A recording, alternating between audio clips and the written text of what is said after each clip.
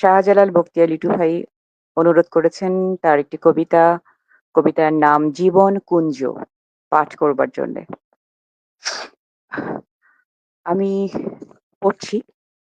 কবিতার নাম জীবন কুঞ্জ, কলমে শাহজালাল বখতিয়ার লিটু।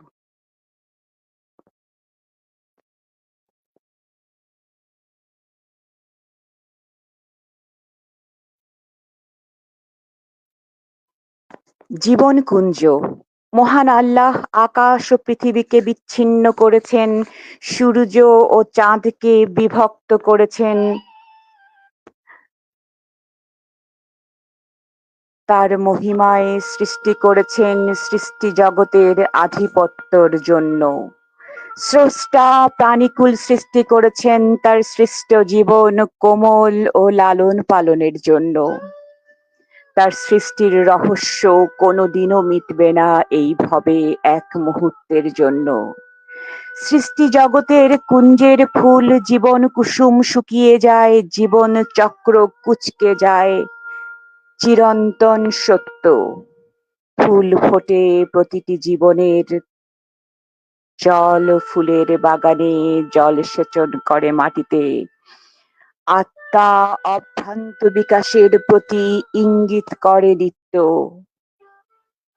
জীবন উজ্জ্বল অঙ্কুরের মধ্যে দৈর্ঘ্য মসৃণ গুণ বাস করে, কিছু কাটা, অল্প হাসনা হেনা, সামান্য নার্গিস, অল্প স্বল্প গোলাপের ভালোবাসা অনুভব করে চিরন্তন সত্য।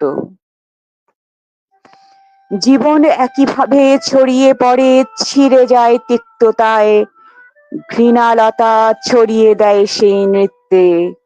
পালনকারী ইচ্ছে মতো উপড়ে ফেলে কিছু ভরে, কিছু নিজের অনুরাগ পছন্দের ছন্দের তালে তালে হয় সিক্ত।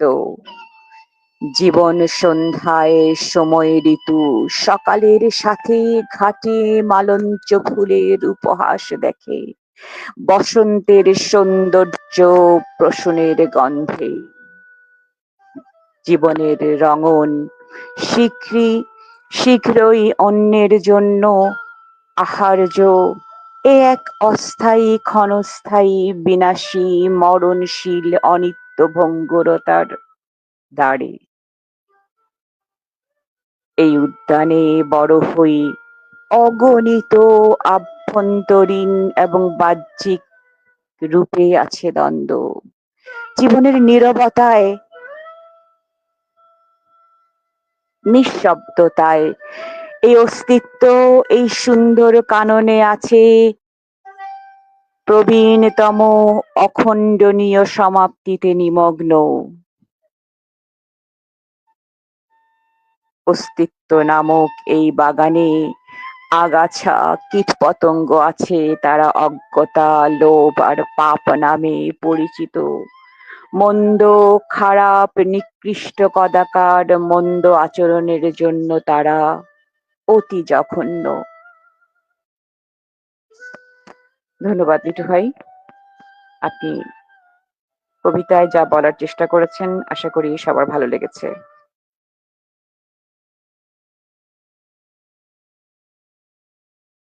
দুর্দান্ত দুর্দান্ত একটা কবিতা, লিটু ভাই কবিতা আমরা এবার আমাদের কণ্ঠে শুনলাম। চমৎকার একটা কবিতা।